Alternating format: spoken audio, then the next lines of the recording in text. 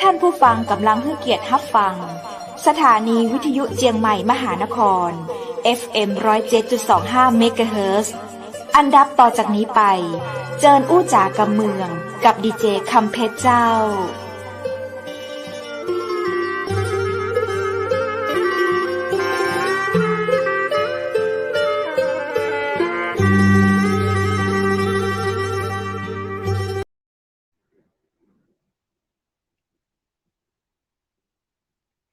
สวัสดีเจ้าสวัสดีคุณผู้ชมที่ฮักและก็ตึงหาจัดนักนะเจ้า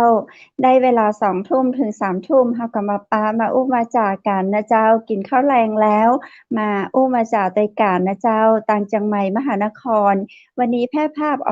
อกอากาศจากอาคารวังสิงห์คำอำเภอเมืองจังหวัดเชียงใหม่เจ้าคุณผู้ชมเจ้าข้าเจ้าดีเจคำเพชรและทีมงานเชียงใหม่มหานครเจ้าอยู่เมืองเหนืออากาศหนาวนะเจ้าในช่วงนี้ดูแลรักษาสุขภาพกันด้วยนะเจ้าและจะไปแอวตังใดก็เช็คดูตัวนะเจ้าว่าอุณหภูมิเนาะติดลบก็สุขภาพร่างกายของเราจะไปแอวเนี่ยไปไหวแต่ว่าจะไปต่อสู้กับความหนาวเย็นได้ก่อเนาะเช็คกันตัวด้วยความรักแล้วก็เป็นห่วงเป็นใยจากหมู่เฮาเจ้าเชียงใหม่มหานครเจ้าคุณผู้ชมเจ้าวันนี้ปิ๊กมาป๊ากันวันพฤหัสบดีที่23เดือนธันวาคม2564เผลอกำเดียวนะเจ้าแหมสัปดาห์เดียวเนาะสัปดาห์หน้าก็จะเป็นปีใหม่2565แล้ว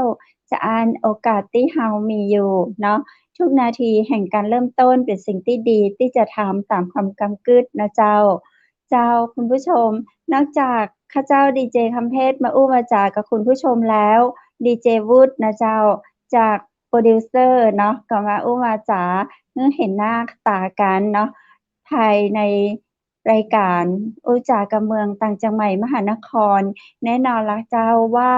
เมื่อข้าเจ้าดีเจคำเพชรและดีเจวุฒิมานะเจ้าตั้งทีมงานจังใหม่มหานครเปิ้นก็ได้เทียบเชิญแขก VIP มาร่วมอู้ร่วมจา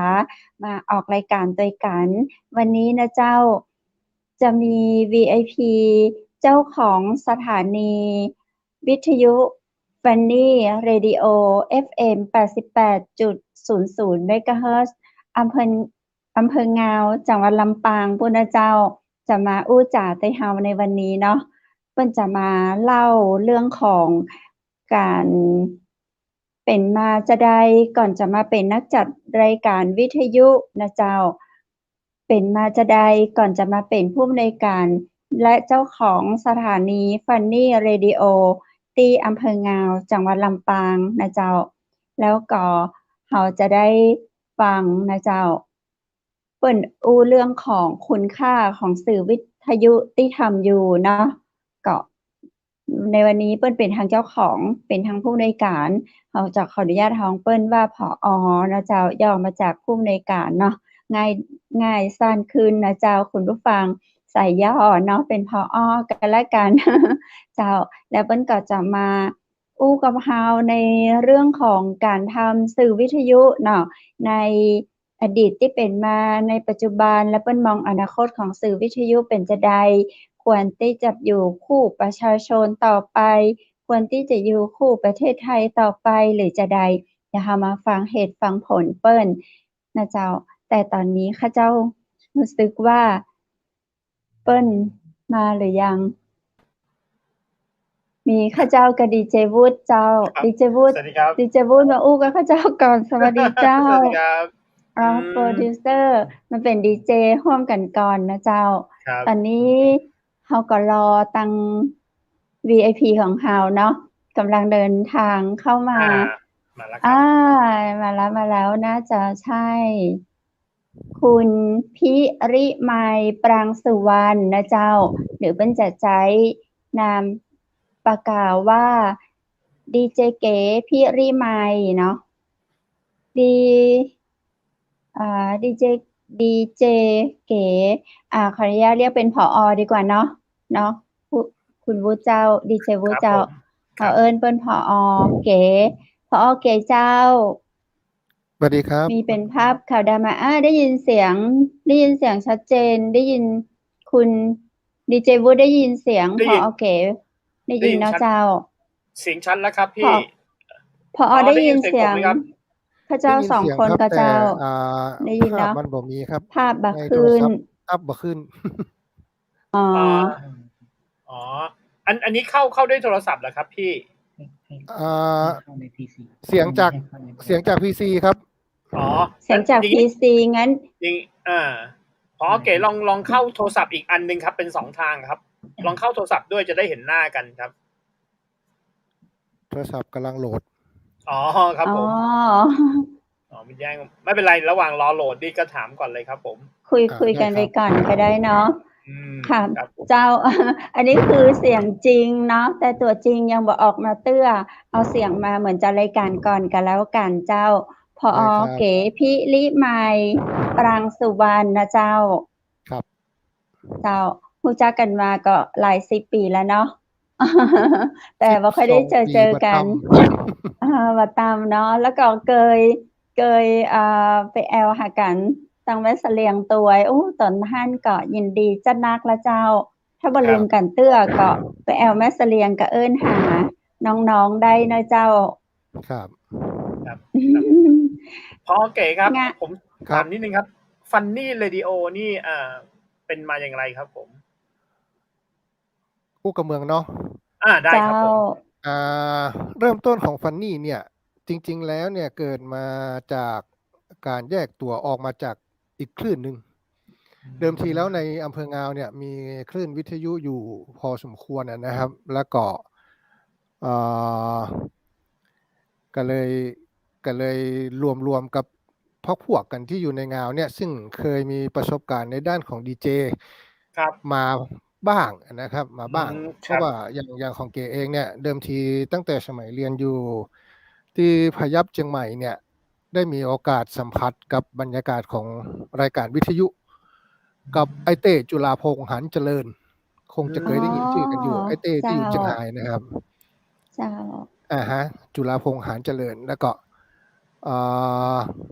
ได้สัมผัสอยู่ระยะหนึ่งนะครับ แล้วก็พอเรียนจบอะหยังปุ๊บก็ไปทำงานเป็นดีเจในผับ อืม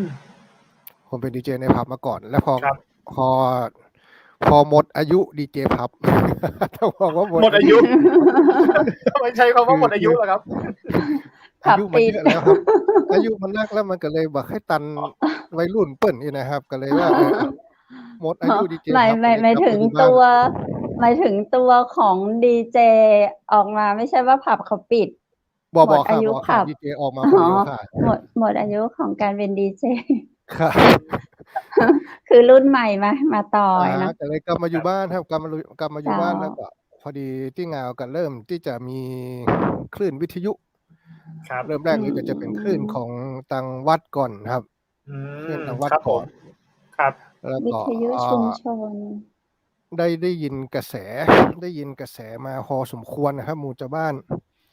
แกก็ว่า เพิ่นก็ว่า เอ๊ะ ยังบ่มีดีเจที่เป็นนักจัดรายการแต๊ะ ๆ เข้าไปนั่งอู้จ๋าคือมันถูก คือมันทีมพ้องอีกนะครับ ครับ เจ้า ก็เลยรวมกับหมู่ดีเจที่เคยเปิดผับด้วยกัน แล้วก็เคยอยู่ MC กันมาก่อนเนี่ย เจ้า มาตั้งคลื่นแรกเป็น 94.0 ครับ FM อ๋ Variety อ 94.0 ก่อน อ๋อ อันนั้นอยู่กันในระบบหุ้นส่วนก่อนนะครับ เจ้า ครับ แล้วก็พอทำ94 มาสักระยะหนึ่ง ผมก็เลยขอแยกตัว เพราะว่าช่วงนั้น วิทยุค่อนข้างบูมนะ ต้องบอกว่าใน ใช่ ช่วง เจ้า ปี 10 กว่าปีที่ผ่านมานี่ถือว่าค่อนข้างบูม ก่อนที่จะมีการโจทย์ใบอนุญาตต่าง ใช่ ครับ ใช่ ๆ ครับ ค่อนข้างบูม แล้วก็เลยแยกออกมาทำเองครับ แล้ว ครั ก็ บ เป็น Funny Radio อันนี้คือเส้นทางของ Funny ที่ออกมาครับ อ๋อ เจ้า โอ้ ตอนนั้นเนี่ ชื่ ย อ เป็น ใคร เป็นดีเจ Funny Radio ชื่อ ทำไมถึงคิดใช้ชื่อนี้อะครับผม? น่าจะมาจากโลโกที่ลองนั่งเขียนกันดูครับ เมืองงาวเนี่ย อ๋อ เดิมทีมีชื่อบักเก่าคือเมืองง้าวเงิน ง้าวเงิน ง้าวเงิน ครับ อ๋อ ชื่อ ชื่อ บัก เดิ เก่าม เหร ข อ อง ครับ? เมือง ชื่อเดิมครับชื่อตั้งแต่สมัยโบราณแล้วเปิ้นบาง ครับ เดิมแท้ๆเลยคือเมืองเงินครับ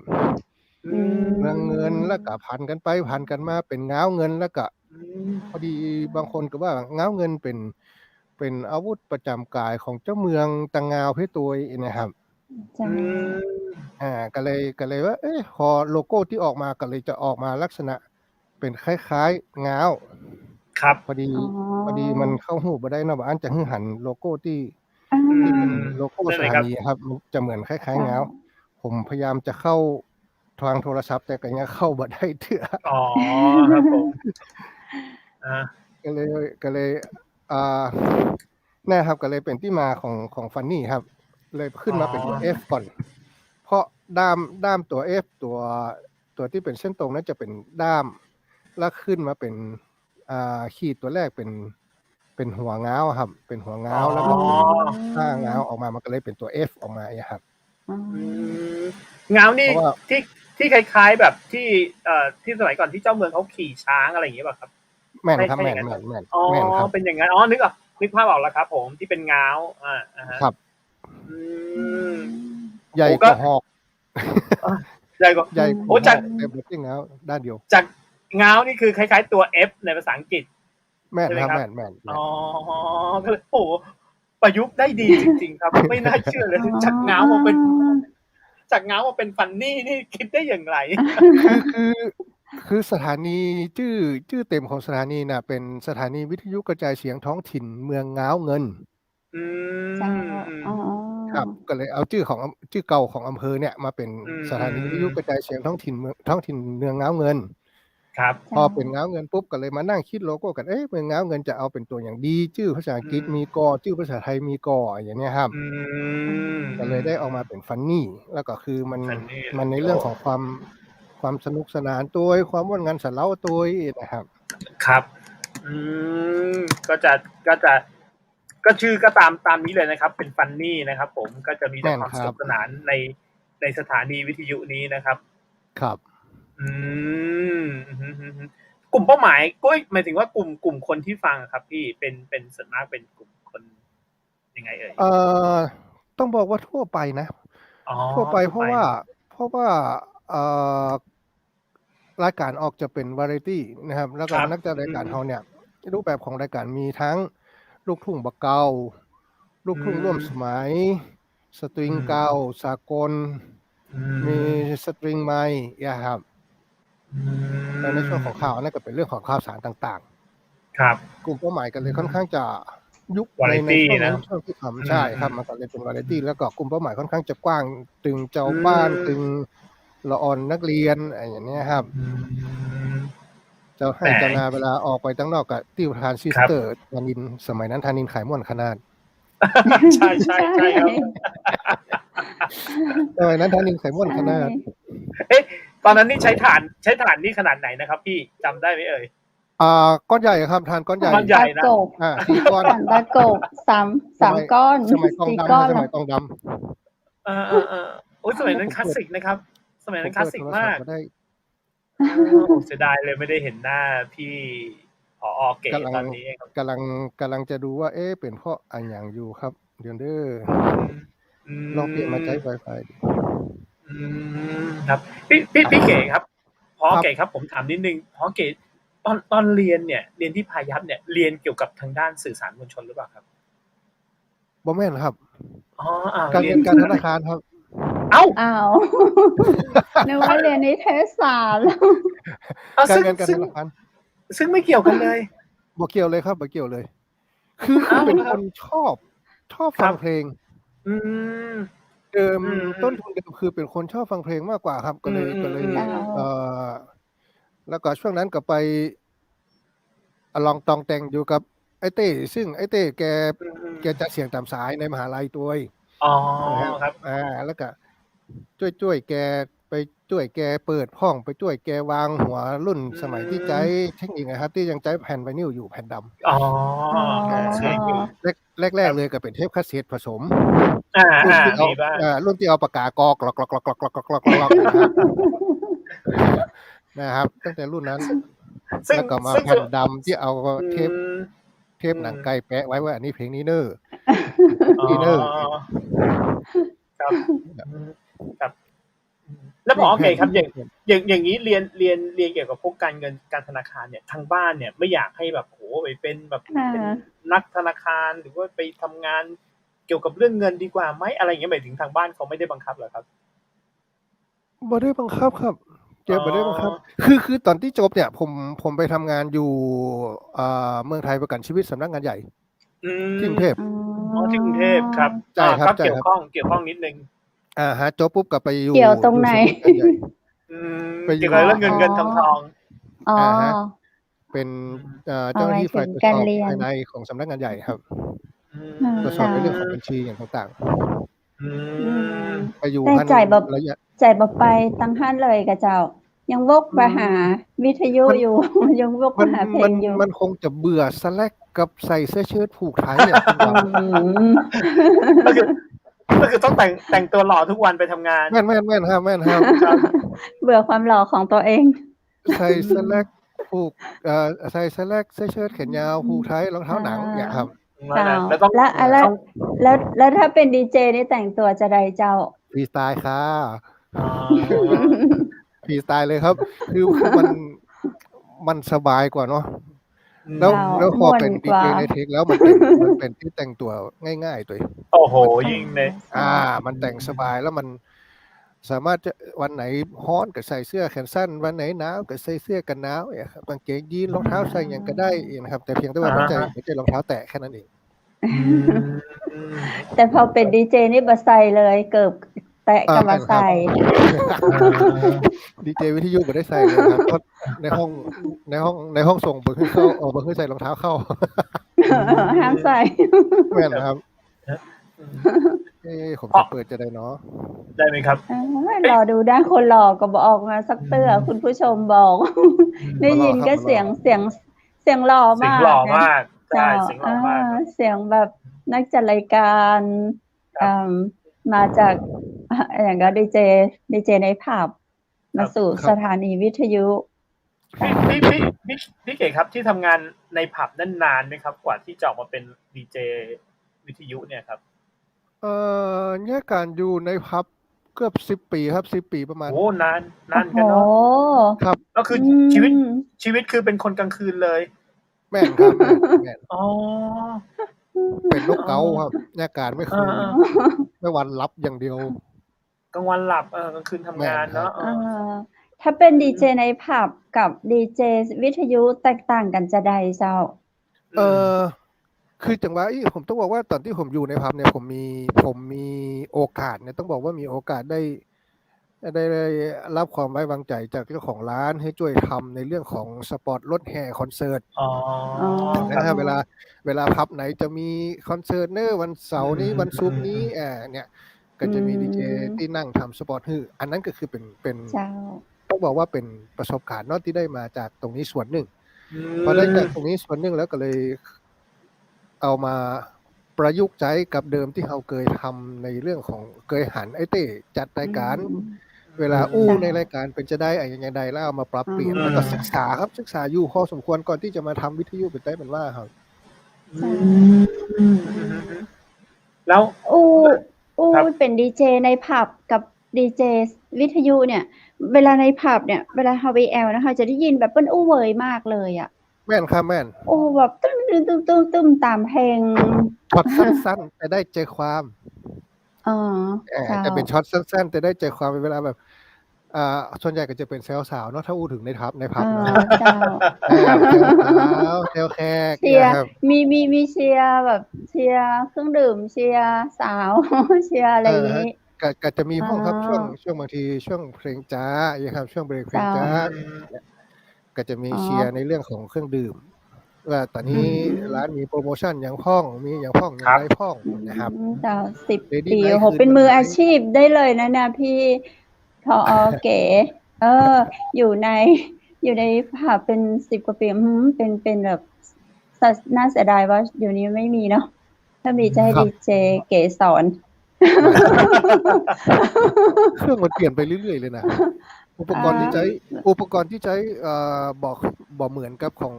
องวิทยุครับ บ่เหมือนเลย เจ้า ครับ คนละ เจ้า อย่าง แต่ก็คืออย่างที่ฟันนี่เนี่ยฟันนี่อะแดปมาใช้เป็นบางอย่าง ครับ เจ้า อย่างมิกเซอร์ที่ใช้บนหน้าบอร์ด เจ้า ที่เป็นมิกซ์หลักเนี่ยก็คือใช้ ส ที่ ไล ค่อนข้าง ด์ จะ หมุ คุ้น น เคยที่ด้วยความที่เขารู้จักอยู่ ครับ เจ้า เขาก็เลยเอาประสบการณ์จากในพับเอามาดูใจว่ามิกซ์รุ่นนี้เสียงออกมาเป็นจะได้เนาะเวลาตัดเสียงเวลามิกซ์โวลูมไฮมิดโลเป็นจะได้เนี่ยครับเกณฑ์อยู่ตรงไหนอย่างนี้ครับ ก็เป็นเรื่องของเทคนิคนะครับ แม่นครับ ครับพี่เก๋ครับ แล้วอย่างตอนที่สวิตช์มาจากจัดรายการในผับแล้วต้องมาจัดรายการวิทยุเนี่ยซึ่งเนื้อหาเนี่ยมันแตกต่างกันแน่นอนเงี้ยวันแรกเลยครับเป็นยังไงบ้างครับพี่เล่าให้ฟังบรรยากาศวันแรกหน่อยที่แบบต้องมาทำรายการที่เพราะรายการวิทยุเนี่ยมันต้องเป็นจริงเป็นจังนิดนึงมันจะไม่ใช่แบบในผับแล้วเป็นยังไงบ้างครับพี่วันนั้นเป็นยังไงบ้างครับวันนั้น Snake Fit ผมออกตะกุกตะกักเลยนะไอ้วุฒิ อ๋อแล้วครับ ออกตะกุก จาก ตะกั กาก รแบบ อย่าง เป็นมืออาชีพ เนี่ย มากเลยใช่ไหมตอนแรกแบบอยู่ในผับนี่คือมืออาชีพเลย ม แต่พอมาสถานีวิทยุ อารมณ์มันต่างกันไกล อารมณ์มันต่างกันใช่ครั อา บ รมณ์มันต่างกัน คือในพับเนี่ยเฮาหันกลุ่มเป้าหมายของเฮาโดยตรงถูกป่ะครับ ครับ เจ้า ในวิทยุเนี่ยเฮานั่งอู้กับกระแปงนะ ใคร ครับ ฟังใช่ใครฟังอยู่ที่ไหน เปิ้นจะ เจ้า ยิ้มเปิ้นจะให้เปิ้นจะแค่หัวเฮาบ่รู้ว่าเปิ้นเป็นอะไรอย่างรับหูรับตาใส่กันเลยแต่คือในพับเนี่ยเฮาหูเฮาเล่นกับคนเนี้ยแล้วคนนี้เปิ้นยิ้มเฮาก็ยังโอเค ครับ เล่นกับคนนี้แล้วคนนี้หน้าบึ้งเฮากลับมาเล่นละเนี่ยเขายังเรียนได้แต่วันแรกที่จัดรายการเนี่ยยังใจอารมณ์ของพับเข้ามาช่วยระดับหนึง เจ้า คือ ใช้เพลงมัน เปิดเพลงไป ๆ ก่ เจ้า อนดันสไลด์คือเสียงเพลงคลอไว้ก่อนออกขึ้นออกปุ๊บก็ดึงลงมาแล้วก็อู้แต่อันนี้คือบรรยากาศเดิมๆเอามาใช้ คือประมาณแบบนี้หรือเปล่าคะแบบว่าพอเข้ารายการมาถึงเนาะนาทีแรกก็เปิดเพลงไป5 นาที สวัสดีครับวันนี้พบกับผมพิริไวปรางสุวรรณฟังเพลงอีก2 เพลงครับจบแล้วครับ เดี๋ยวฟังต่ออีก2 เพลงนะครับ บอกต จบ รง ไป2 เพลง พบกันใหม่ชั่วโมงหน้านะครับหมดชั่วโมงแล้ว ผมพิรมัยลาไปก่อนแบบนี้ก็จะ บอกมาถึงขนาดนั้นครับคุณไก่คืออันนี้ต้องยอมรับว่าวันแรกเลยที่จัดรายการชั่วโมงแรกเลยชั่วโมงแรกที่จัดรายการ อู้กิกรรม คลิปเลยครับ อ๋อ เขียนเลย สคริปต์มา ครับคุณผู้ฟังทุกท่านขอต้อนรับเข้าสู่รายการทางสถานีวิทยุนี้โดยผมมาอย่างนี้เลยคือเขียนเหมือน อ่านตามนั้นเลย ครับ เจ้า พูดถึงนี่เปิดเพลงไปก่อน2 เพลงเนอะได้แล้วก็พอจบ2 เพลงนี้เอาได้อะล็อก สาระ สปอร์ตตอนนั้นจะเป็นสปอร์ตอู้ได้ เจ้าสปอร์ตมาแทน เขายังอู้ได้เอาสปอร์ตมานั่งอู้สปอร์ต3 เพลงก่อนนึงแล้วก็เปิดเพลงไปแห่งเพลงเนอร์แล้วก็กลับมาอู้ข่าวสารสาระที่อยู่ในคอมเนอร์อยู่นะครับจะเป็นอย่างนั้นสคริปต์ก่อนเลยมีบทเรียบร้อยชั่วโมงแรกงานอย่างนี้เลยเอามือวางมือถือกระดาษวางนี่เลยหลับหูหลับตาพูดอย่างในผับนี่มาได้เลยไม่ได้ครับ แล้วมันก้มหน้าก้มตาอ่าน คือด้วยความที่เขาแยกตัวมาทำเขามาทำวิทยุเพื่ออยากจะให้คนฟังได้ฟังอย่างที่คล้ายๆกับวิทยุคลื่นหลักที่เปิ้นเคยได้ยินครับเขาก็อยากให้ชาวบ้านได้เสพสิ่งดีๆถ้าพูดถึงเนาะเจ้าอยากให้ชาวบ้านได้เสพสิ่งดีๆเขาก็เลยว่าหนึ่งในเรื่องของอักขระกาในเรื่องของการพูดจากาอย่างต่างๆมันต้องค่อนข้างชัดเจนอันนี้ก็ต้องมาฝึกครับมาฝึกพอสมควรอยู่ก็เดี๋ยวนะขอนิดนึงเจอกันครั้งแรกกับผอ.เก๋เนี่ยเราเจอกันที่กรมประชาสัมพันธ์เนาะพอเราไปอบรมนักจัดรายการอบรมผู้บริหารอบรมผู้บริหารเนาะอบรมจรรยาบรรณของผู้บริหารใช่แบบให้เป็นแบบมาการันตีแล้วแบบเนาะจบคอร์สกรมประชาสัมพันธ์แม่นค่ะรุ่นเราในรุ่น1หรือว่ารุ่น2รุ่น2เนาะรุ่น2ค่ะรุ่น รุ่นสองผู้บริหารรุ่นสองใช่ก่อนฮะรุ่นสองก็เป็นรุ่นเก้ารุ่นเก้ารุ่นสอง เดี๋ยวลูกไปดูเลย เป็นรุ่นเดียวกันหรือเปล่า ลูกไปดูใบประกาศครับ รุ่นเดียวกันเพราะว่าคนเหนือมีอยู่2 คนเนี่ย อ๋อครับ มีคนใต้อะไรอย่างเงี้ยเยอะเขา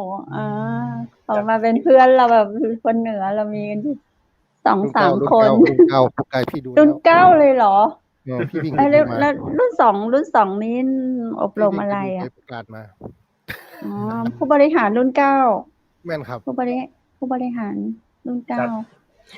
พี่เก๋ครับแล้วถามนิดนึงใช้เวลาปรับตัวนานไหมครับ ในการที่แบบจากตรงนั้นแล้วมาแบบเป็นรายการวิทยุเนี่ยใช้เวลานานไหมครับพี่ หลังจากใช้สคริปต์กี่วัน ประเมินครับประเมินครับ เพราะว่า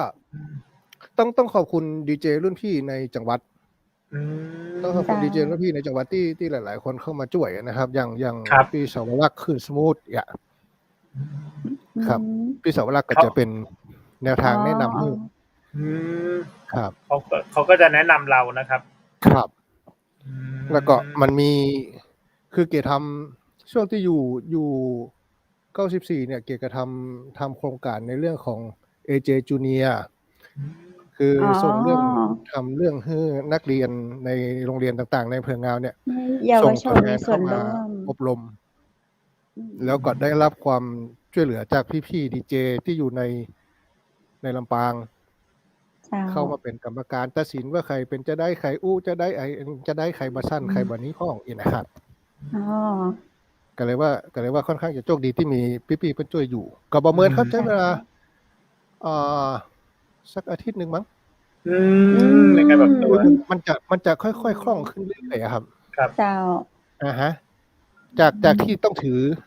อสคริปต์ตลอดว่าช็อตไหนทีนี้มันจะบ่มีถือสคริปต์ละรู้ว่าเดินเข้าห้องส่งปุ๊บกะหยิบอันนี้มาวางได้เลยแล้วก็หยิบขึ้นมาอ่านได้เลยเนี่ยครับก็คือต้องฝึกฝนใช่ไหมครับถ้าเกิดจะแนะนำแบบน้องๆที่แบบไม่ว่าจะทำอาชีพอะไรวันแรกๆที่เราเจอปัญหาอะไรเงี้ยอันนี้พี่เก๋จะมีคำแนะนำยังไงว่าทำยังไงที่แบบเราต้องฝึกฝนยังไงอะไรอย่างเงี้ยครับผมแนะนำหน่อยครับต้องบอกว่าแต่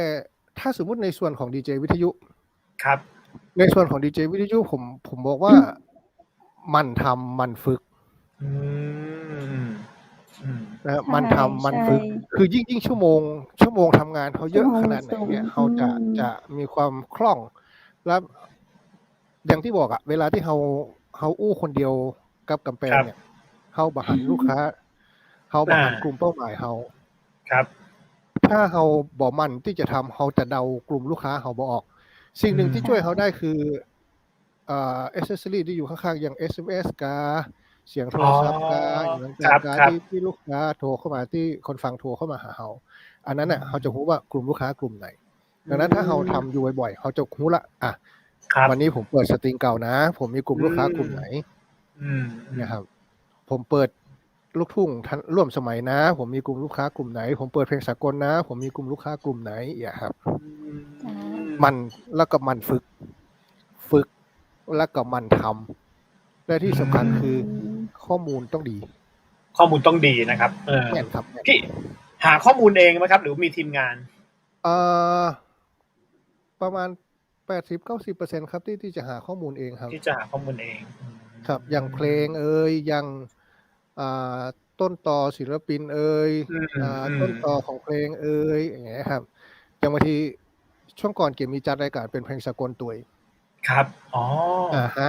ก็ต้องยิ่งหาข้อมูลเข้าไปใหญ่เลยนะต้องเยอะกว่าเพลงไทยเพราะว่าได้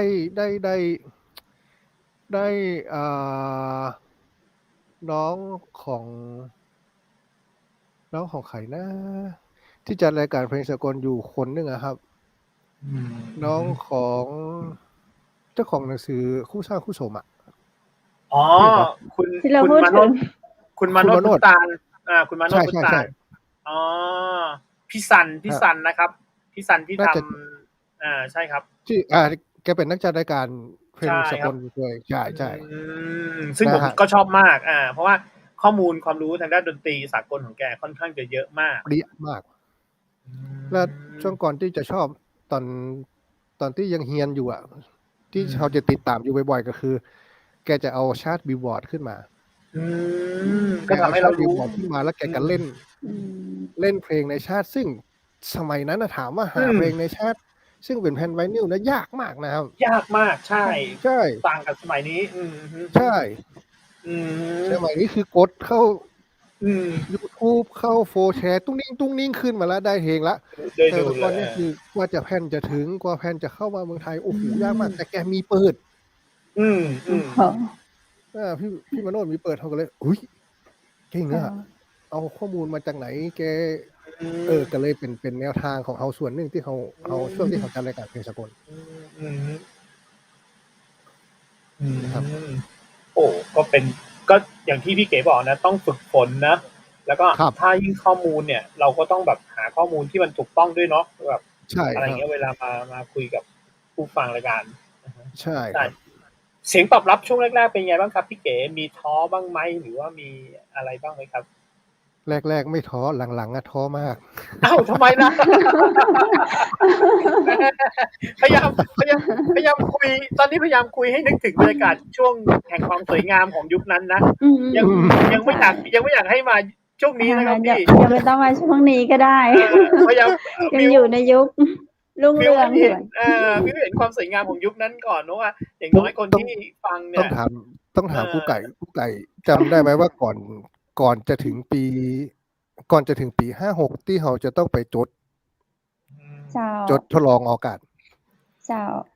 ช่วงก่อนมันจะเป็น2ห่วงวิทยุจะมี2เจ้าที่ผมสังเกตเนี่ยคือจะมี2ห่วงตั้งแต่ที่เขาเข้าวงการมาห่วงแรกคือห่วงก่อนปี54หรือปี56ที่ก่อนจะไปจดทดลองอากาศช่วงนั้นอาจจะเป็นอย่างที่มีความสุขมากทั้งคนจัดทั้งคนฟังทั้งคือทุกคนโอเคทั้งคนขายทั้งคนซื้อทั้งคนจัดทั้งคนฟังเขาก็นักเนาะจดหมายเขาก็มาทีละแบบหลายๆตะกร้าต่อวันเนาะเยาวชนยกมาเป็นโรงเรียนฝึกเรียนรู้ต้องมาดูงานมาศึกษางานแล้วดีเจนี่ก็ยิ่งกว่าดาราเนาะพี่เนาะก็คือประเทศเรานี่แบบอำเภองาวเมืองน้อยๆเนี่ยแบบอันนี้เลยนะใช่เด็กเยาวชนนี่คือใช่เป็นความสุขมากของมันเป็นเสน่ห์เลยเนาะเป็นเสน่ห์คือดาราต้องแอบเคยมีแบบมาล้อมสถานีเลยแบบโอ้โหมีคนมาบอกว่าผู้ชายวัยรุ่นเด็กวัยรุ่นเด็กมัธยมอย่างเงี้ย50 คน100 คนคือเขามาเนี่ยเขาก็จะเอาผลไม้อะไรมาฝากมาเที่ยวหาดีเจแหละมาดูหน้าดีเจแต่เรากลัวเงากับแม่เสลียงเนี่ยมันก็แตกต่างกันตาใดนะพี่เก๋เนาะแม่นครับเงากับแม่เสลียงก็จะเป็นแบบอำเภอเล็กๆไงอำเภอที่แบบคนสามารถรู้จักกันคนสามารถรู้จักกันแล้วก็คนก็ฟังขึ้นมันจะบ่มีกู้แข่งกันเนาะที่เงามีกี่คลื่นเจ้าพี่เก๋แต่ก่อนนี้มีอยู่ก่อนทดลองเนี่ยมีอยู่5-6คลื่นก่อนทดลองพอหลังทดลองเหมือนแม่เสลียงเลยอยู่3คลื่นฮะเหมือนแม่เสลียงเลยเจ้าเหมือนเลยก่อนทดลองจะมีเถื่อนไงคะจะเป็นวิทยุเถื่อนมีอย่างเงี้ยมี5-6 คลื่นก่อนที่จะก่อนทดลองอ่ะเนาะใช่มาจากไหนก็บ่ฮู้เสียงอ่ะมีมาติ๊กๆอ่ะเงาเหมือนแม่เสลียงเจ้าพอจดทดลองแล้วเหลือ3คลื่นก๊อกน้องใช่เหมือนอำเภอแม่เสลียงเลยพอเหลือ3คลื่นก็จริงๆช่วงนั้นจะว่าไปโมเฮาก็ยังไปได้อยู่เนาะวิทยุพอเดินได้ครับพอเดินได้ก็ยังม่วนอยู่เหมือนกันเจ้าถึงแม้จะมีพี่ทหารมาเป็นพี่เลี้ยงเราก็ยังมีความสุขอยู่ใช่ค่ะหลังทดลองมาอยู่ประมาณสัก3-4-5 ปีก็ยังโอเคอยู่นะใช่เจ้ายังโอเคอยู่แต่พอมาIT อะไร Facebook มาอย่างงี้ฮะ โทรศัพท์เริ่ม เฟ เยอะ ซบุ๊กมาไลน์มา โทรศัพท์เริ่มถูก ใช่ โทรศัพท์มีวิทยุ อืม เริ่มเข้า YouTube อินเทอร์เน็ต เจ้า ถูกลง เจ้า อันนี้ปัญหาเลย 3 ปีมานี้เนาะประมาณ3 ปีมา แม่นครับ เรา ช่วง ก็เริ่ม เนี่ย 3-4 ปีนี้ จะ มา ถอยไปกับกล้องโกดัก ไปกับกล้องฟูจิ โกดักอะไรนี่นะ รุ่นโนเกียเรายังดังกันอยู่นะ อืม เนาะโอเคเนาะ ตอน รุ่น ที่ โน ใจ เกียมา 310ใจ อ่า ใจ วิทยุเรายัง BlackBerry ก็ยังโอเคอยู่นะ ใช่ FM พวกเราก็ยังเป็น ยัง ที่ ไปได้อยู่ค่ะ ชื่น ยังไป ช ได้ อบ อยู่ อยู่เป็นที่รักอยู่ ครับ แต่ทุกวันนี้ก็ยังมีไหมครับพี่เก๋พอมองเคยได้เห็นไหมครับว่าชาวบ้านหรือบางคนออกไปทำงานข้างนอกหรือออกไปทำงานด้านนอกบ้านเนี่ยยังถือวิทยุทรานซิสเตอร์อะไรอย่างนี้อยู่ ที่งาวเนี่ยยังมีอยู่ไหมครับ ภาพแบบนี้ น้อยมากครับ น้อยมากนะฮะ น้อย คือ มาก คือเรา อย่างนี้ ส่วนแบ่งของเราหายไปเนาะ ส่วนหนึ่ง เด็ก ครับ ๆก็กลายเป็นผู้ใหญ่ เหลือแต่ อ่าฮะ ผู้ใหญ่ฟัง ในพื้นที่ของอำเภองาวแต่คิดว่าคงจะคล้ายๆกับแม่เสลียงนี่แหละ ครับ ในพื้นที่ของอำเภองาวเนี่ย7-80% จะเป็นคนสูงอายุ ประมาณกี่ ใช่ เปอร์เซ็นต์ ใช่ กี่เปอร์เซ็นต์นะครับพี่ 70 ถึง โอ้ 70%ครับ 70% ได้ ครับ ที่เป็นคนสูงอายุ อืม แล้วก็กลุ่มวัยรุ่นเนี่ย กลุ่มวัยรุ่นก็จะเหลือบ่เยอะครับ กลุ่มวัยรุ่นส่วนใหญ่ก็จะเป็นกลุ่มวัยรุ่นที่อยู่กับบ้านเนี่ยครับไมันได้ไปที่ไหนที่ไหนต่อหรือว่าทำงานอยู่กับบ้าน ฟังตามพ่อตามแม่ แม่น ดังนั้นเวลาพอในเรื่องของเทคโนโลยีที่มันอัพขึ้นมาเรื่อยๆเนี่ย มันก็เลยทำให้ละอ่อนหมู่เนี้ยด้วยส่วนพ่อแม่จากที่เขาเคยหันคนเฒ่าคนแก่เวลาไปต้งไปนาเพิ่นจะติ้วทรานซิสเตอร์สีดำบ่ได้เลยวันไหนทานหมดเดือดร้อนมากโอ้ต้องไปขายต้องไปซื้อทานที่แม่บัดเดียวนี้ออกต้องออกนามาก็ต้องไปซื้อทานฉันจะฟังรายการเธอเองน่ะคือภาพบรรยากาศตัวนั้นมันเริ่มหายไปตอนนี้ครับตอนนี้ก็จะเหลือเพียงแค่เอาวางไว้ตามมุมเสาคือบ้านเป็นของประดับไปเป็นของประดับที่แบบครับเป็นของวินเทจประดับบ้านไปซะส่วนใหญ่ของวินเทจก็เลยห่างหายไปครับแต่ผมอย่างนี้พี่เขผมมองว่าสมัยก่อนเนี่ยกว่าเราจะได้ฟังเพลงสักเพลงนี่นะมันมีคุณค่าเนอะยิ่งดีเจเปิดให้เราฟังนะดีเจเปิดให้เราฟังเนี่ยเรามีความรู้สึกว่าโอ้โหเพลงนี้แบบยิ่งถ้าเราฉันเป็นคนขอนะคนฟังมีความสุขมากคนฟังแฮปปี้ที่สุดคือเวลาที่เขาขอเพลงมาแล้วใช่แล้วที่ฟังอยู่บ้านเฮเลยนั่นมันเปิดให้ฉันโอ้ยยิ่งแบบบ้านเป็นเมืองนั่นดีเจเปิดให้ฟังแล้วร้อนเนี่ยขอไปดิเปิดวันใดบอกเปิดให้เอาแหมแล้วไม่รับสายบอกไปเมื่อแล้วบอกเปิดสักทีบรรยากาศตรงนี้มันจะเอาทุเรียนไปเคลื่องแม่นบรรยากาศตรงนี้มันหายไปนะครับพี่เดี๋ยวนี้คือเด็กรุ่นใหม่จะฟังอะไรก็ฟังง่ายเนอะฟังจาก YouTube ฟังจากอะไรคือไอ้บรรยากาศอย่างที่พี่เก๋คุยเมื่อกี้ไอ้กอเทปเนี่ยที่แบบว่าสมมติเราฟังหน้า A ไปหมดใช่ไหมครับอยากจะฟังเพลงที่1อีกอ่ะไม่ได้คือสมัยนี้สามารถ select ได้เลยเพลงที่1แล้วแม่นสมัยเราเนี่ยคือผมว่าอันนี้มันเป็นความคลาสสิกอะนะครับพี่เก๋เนาะเพราะว่าแหมจริงๆแล้วถ้าถามเรานะเราก็อยากให้บรรยากาศนี้มันกลับมาเนาะใช่ครับศิลปินคนนี้ออกเนี่ยบางทีเราไม่มีสตางค์ซื้อเทปใช่ไหมพี่เราก็จะรอฟังดีเจนี่แหละเปิดให้ใช่สมมติเพลงเนี้ยเราชอบมากรักห้องสมัยตอนที่ยังเป็นเทปคาสเซ็ตอ่ะห้ามดีเจอู้หัวเพลงนะฉันจะอัดเพลงนี้อีวะใช่ถูกต้องเวลาเปิดเพลงห้ามอู้แทรกพอเก๋ถูกคุณผู้ฟังทักแบบนี้เหมือนกันแต่ว่าตอนท่านคือเริ่มต้นที่น้องทำเนี่ยคือน้องทำกับบริษัท Media of Media เปิ้นซ้ำสอนเฮาว่าเฮาอ่ะเป็นดีเจเฮาจะต้องอู้โฆษณาอย่างเงี้ยเจ้าตัดหัวเทปคือได้ถ้าเฮาบ่อู้ตัดหัวเทปเนี่ยคือกระเดียวเทปเปิ้นจะขายบ่ได้แม่นค่ะดีเจจะต้องอู้เพลงยังบ่ตันจบเตื้อดีเจต้องมาจ่อ อ่า อือหือ ห้ามให้เหลือเวลาที่คนอัดแบบเสียงเฮาต้องไปตัว มันจะมีไงวะ เท อู้ ป เข้าเพ ผี ลง ถูกไหม ใช่ แม่ก็ทุกไง เจ้า แม่ก็อู้เข้าเพลง ใช่ ก่อน ใช่ หัวเพลง ใช่ ก่อนอินโทรแรก ใช่เจ้า อินโทร A เนี่ย ต้องอู้เข้าเพลง อ่า ทับไปเหีย ใช่ น้อย ใช่ จ ใช่ ริง ๆ อะเปิดหัว เจ้า ว่าเจ้าบ้านเขาฮู้แล้ว เฮ้ย เพลงนี้เปิดเว้ย เฮ้ย ใช่ อินโทรขึ้นมา เจ้าบ้านบางคน ค่ะ ที่เขารู้จักเพลงเขาจะฮู้แล้วว่าอินโทรขึ้น โอ้ มา โฮ ปุ๊บ เฮ้ย เพลงของ อา ฉันเนี่ย แต่ พอ ใช่ อินโทรไป เขา สั ก็ กพัก อู้ หนึ่ง แซวเบิ้นหา อู้ น้อ เข้าย แล้ว เจ้า เพลงนี้ป้าคำขอมานะครับ ขอมาจากบ้านฮั่นบ้านนี้นะครับ ดีเจเปิดให้ ใช่ ลั่นเด้อน่ะ อัดมา มี ได้ แบบ แล้ เปิ้ ว นโทรมา เปิ้นโทรมา จะอู้อิหยังอะกำลังอัดเพลง กำลังตั้งเทปว่าจะอัดเพลงกับมาอู้แท้น่ะบรรยา จ กาศ น มี มี ปัญ บ หา ริษัทเนาะ บริษัทเปิ้นจากกรุงเทพเปิ้นก็จะมาจ้างเฮาแบบจัดรายการแล้วก็ แม่นครับ ฮืออู้ตัดหัวเพลง ถ้าบ่อันเจ้าบ้านคือจะอัดเพลง แล้วก็จะบ่ซื้อเทปเปิ้นเนี่ยเจ้าคุณวุฒิ ครับ ครับ อ่า ครับ คุณ แล้ว ผู้ชม รุ่นใหม่ มีบรรยากาศ จะบอก มีบรรยากาศแบบว่าศิลปินเนี่ยเข้ามาในห้องอัดเนี่ยครับ ตอนสมัยนั้นมีไหมครับพี่หมายถึงศิลปินที่ออกเทป มี อ๋อ ต้องมาเนาะ มีครับ มี ต้อง ครับ มา ถ้าคุณ ศิล จะ ปิ ไป นเวลา เล่น ผ่านมาแกก็จะมี ใช่ คอนเสิร์ต จะต้อง M100 ยังมาเลย อ๋อ ใช่ ๆ ของหนูได้ คอนเสิร์ต M100 M150 M150 ของหนูได้ M150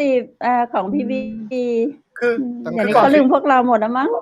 ก่อนศิล หายไปแล้ว คือถ้าศิลปินจะไปเล่นคอนเสิร์ตเนี่ยยังไงต้องมาโปรโมทผ่านทางสถานีวิทยุก่อน ใช่ไหมครับ ใช่ คือเขาจะเอา คนหนึ่งครับ ศิลปินมาโปรโมท มาพูดมาคุย นัดคุณผู้ฟัง วันนี้จะไปเล่นคอนเสิร์ตที่นี่อย่างเงี้ยเจ้า อือฮึ ถึงบางเตื้อเปิ้นบ่ได้มาคอนเสิร์ตบ้านเฮาเนาะ แม่นค เนาะ รับ พี่เก๋เปิ้นก็มาเยี่ยมสถานี คุณผู้เจ้า อย่างคุณก๊อตจักรพันธ์อัคคอนบุรีเนี่ย โอ้เบอร์ต้นๆเลยนะ เปิ้นมาเจ้า เปิ้นเอาแผ่นมากับนายห้างแกรมมี่เปิ้นคือตอนแรกเปิ้นฮ้องยังก๊อตเนี่ยตอนแรกเนี่ยเปิ้นฮ้องเพลงไทยสากลเพลงสตริง เจ้า เพลงสตริงก่อน แล้ว ม่น ทีนี้พอเปิ้นมาทำเป็นเพลงลูกทุ่งเนี่ย เปิ้นก็เอามาฝากที่สถานีเจ้า เปิ้นน่ะมาเยี่ยมสถานี เปิ้นยกคือเฮาแบบ โอ้ยเป็น10ชุดเลยอะก็ออกมาร้องเพลง 13 ร้ อั อง ล เพล บั้ ง ม ลูก 15 ทุ่ อั ง ลบั้มค่ะ เนาะใช่ แก้วของ แล้ว ห ก็ นมี อะ 15 อัลบั้มค่ะ เซ็นให้ด้วย แม่นครับ เซ็นให้ด้วยโอ๊ยเราไปทิ้งไหนไม่รู้หมดเลย แล้วมันมีคุณ คนเซ็นมอบ มันมีคุณค่า ให้ ตรงนี้ สถานี ครับ ใช่ มีคุณค่ามาก มี เพล คุ ง ณ มั ค่าน จะมี มาก คุณ พี่ ค่ามาก อ่า ในส่วนของวิทยุ ใช่ ครับ เราจะได้ ศิลปินก็จะเกาะดีเจ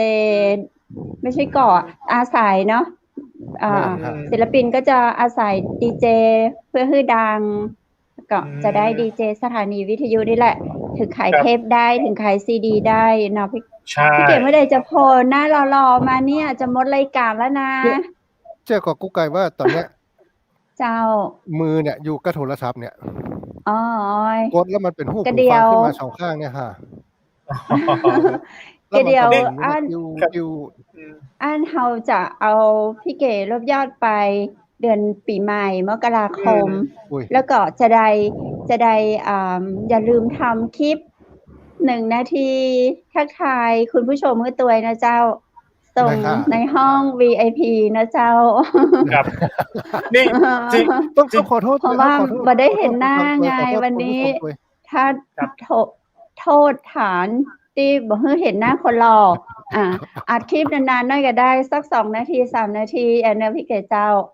ก็เดี๋ยวจะเอามาเปิดสวัสดีปีใหม่ แล้วก็เดี๋ยวคิวธันวาคมของเราเต็มเจ้าคุณวุฒิ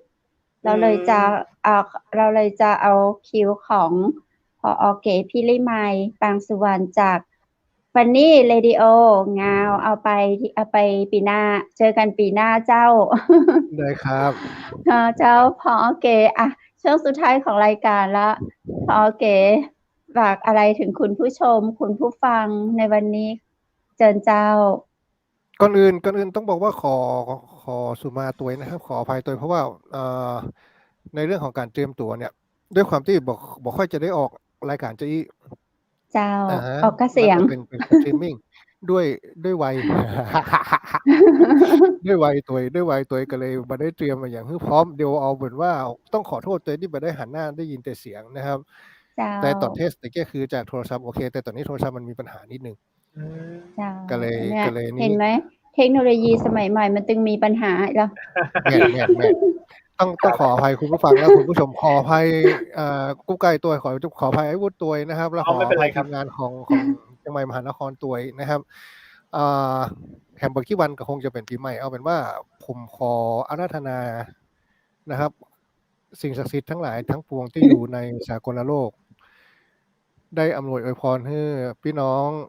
แฟนรายการของเชียงใหม่มหานครได้เฟม107.25เมกะเฮิรตซ์รวมไปถึงแฟนรายการที่ติดตามผ่านทางสื่อโซเชียลต่างๆตัวขอให้มีความสุขขอให้มีอายุวันนะสุขภละและเกาะร่ำรวยเฮงๆนะครับ โอ้ ขอบคุณ สา ค ธุ รับ เจ้า ขอบ สา คุณค ธุ รับ สาธุ ขอบคุณ สา กุ๊ ธุ กไก่ เจ้า ขอบ เล คุณ ย น้ พี่ อง ปอน ขอบคุณทีมงานตัวนะครั ขอบบ คุณพี่เก๋ครับขอบคุณ ขอ ค บ รับ คุณ ครับผมสวั เจ้า สดีครั สวัส บ ดีครับสวัสดีครับ สวัสดี ปา ค กัน รั ใหม่ บ สวัสดีเจ้า สวัสดีจ้า โอ้ อ้าว โห น่าเสียดายว่าเขาบ่ได้เห็นหน้าคนหล่อสักกำเนาะคุณวุฒิเนาะ ใช่ เบา ใช่ ลำปางเปิ้นว่าหล่อสาวลำปางก็งามเจ้า ใช่ เนาะ จังหวัดก็สวยด้วย จังหวัดก็แบบ ใช่ สวยมีสถานที่ท่องเที่ยวเยอะด้วย ใช่ คุณวุฒิเคยไปแอวอย่างที่ลำปางเจ้า เคยครับลำปางนี่ผมไปตรงถนนคนเดินเลยนะ สวยมากครับผมแล้วก็แบบโอ้โห อ๋อ คือถนนคนเดินลำปางเนี่ย มันมี เจ้า เสน่ห์อย่างหนึ่งครับคุณไก่อันนี้แชร์ให้ฟังว่า เจ้า ที่ไปเนี่ยเขาจะมีบ้านเก่าๆนะบ้านสมัยโบราณ เจ้า นะบ้านเก่าๆเลยแล้วแบบถนนมันสวยแล้วแบบแล้วของที่เขาเอามาขายเนี่ย คือจะไม่ใช่แบบของตลาดนัดหรืออะไรอย่างเงี้ยเป็นของทำมือของแฮนด์เมดอะไรอย่างเงี้ยครับผม ในท้องรุ่นถิ่นทำ ใช่ มา ซึ่งโอ้โหแล้วยิ่งไปเดือน จำชื่อถนน ธัวา คนเดินเปิ้นได้ก็เจ้า ผมจำชื่อไม่ได้จริงแต่อยู่ตรงที่เป็นถนนที่จะเป็นสะพานสุดๆแล้วจะเป็นสะพานเหล็กอะไรเงี้ยครับผมเป็นสะพานสีเหล็กสีดำๆเงี้ยผมจำชื่อไม่ได้จริงแต่สวยมากยิ่งไปเดือนธันวายิ่งแบบโอ้โหสวยลำปางสวยลำปางเขาจะมีเสน่ห์ของเขาแบบนึงนะเขาจะสงบเงียบนิดๆเงี้ยครับผมจะต่างกับเชียงใหม่ เขาจะชอบอย่างที่บนดอยที่เป็นว่าสวยๆอันนี้ยังบ่เคยไปก็เดี๋ยวลองรอถามพอเก๋มาเล่าให้ฟังเนาะเขาเจ้าเคยไปแอวกลางคืนเจ้าคือไปอบรมกลางวันนี่แหละ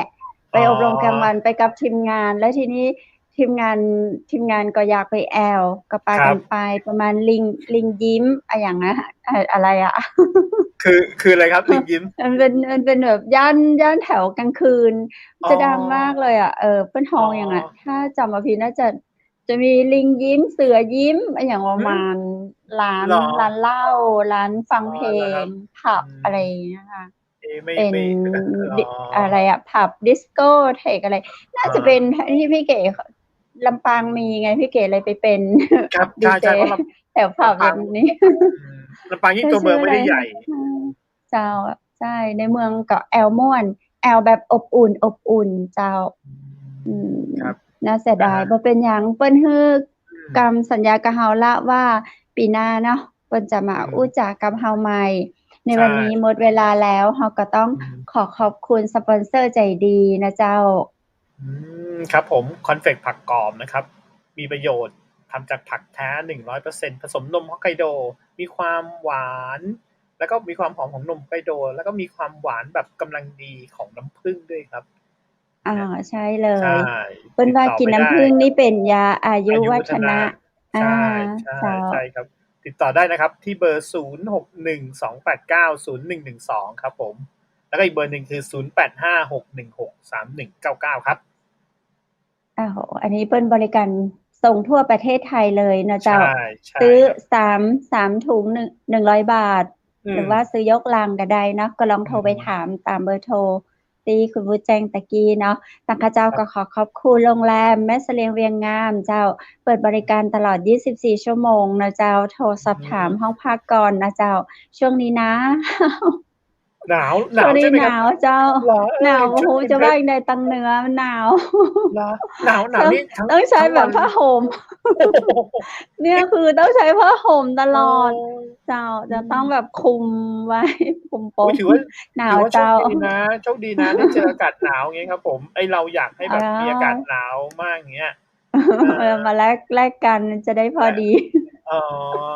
กรุงเทพหนาว กลาง เจ้า เช้า ๆ ก็เย็น ๆ กลางวันก็ร้อนเหมือนเดิม อย่างงี้ครับ อืเนาะ ม ดังนั้นก็จะมีนักท่องเที่ยวเจ้าเดินทางขึ้นเหนือนักนะเจ้า อืม แล้วก็ท่านใดที่ผ่านไปตังอำเภอแม่เสลียง ก็โทรถามห้องพักก่อนนะเจ้า ที่เบอร์โทร 053-621-444 เจ้า และข้าเจ้าขอขอบคุณผ้าคลุมพื้นเมืองนะเจ้า ชุดไทยใหญ่ของจังหวัดแม่ฮ่องสอน อันนี้ท่านใดสนใจก็โทรถามที่ 082-616-6889 เจ้า เปิดบริการให้เจ้า แล้วก็ขายปลีก ขายส่งทั่วประเทศไทยตัวยเจ้า อื และ ม สุดท้ายเนาะ ข้าเจ้าดีเจคำเพชร ดีเจวุฒิ และคุณผู้ชม ข้าเจ้าดีเจคำเพชร ขอสมาเจ้า ดีเจ ครับ คำเพชร ดีเจวุฒิ ครับ และทีมงานเชียงใหม่มหานครนะเจ้า ข ค อ รับ ขอบคุณคุณผู้ชมทุกคนทุกท่านนะเจ้า สำหรับวันนี้มีอะหยังที่ผิดพลาดทุกประการที่เกิดขึ้น ตั้งแต่เข้ารายการจนจบรายการ ทีมงานเชียงใหม่มหานครขอรับไว้นะเจ้า รับไว้แก้ไข แล้วก็จะปรับปรุงให้ดียิ่งขึ้น คุณผู้ชมสามารถคอมเมนต์แนะนำรายการนะเจ้าได้ผ่านยูทูบ ผ่านเฟซบุ๊ก ผ่านเพจเชียงใหม่มหานครได้ สำหรับค่ำคืนนี้ ขอให้คุณผู้ชมทุกคนทุกท่านนอนหลับฝันดี ราตรีสวัสดิ์เจ้า สวัสดีครับ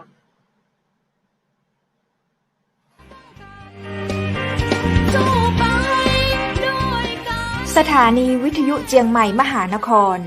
107.25 เมกะเฮิรตซ์ ขอแสดงความห่วงใยและเป็นกำลังใจให้ทุกท่านในช่วงการระบาดของโรคโควิด -19 ในครั้งนี้ เพื่อลดความเสี่ยง ควรสวมหน้ากากอนามัยทุกครั้ง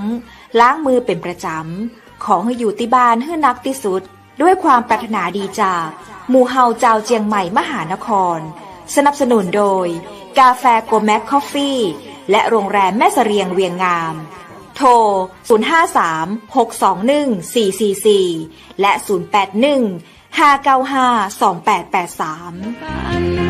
เราจะฝ่าฟัน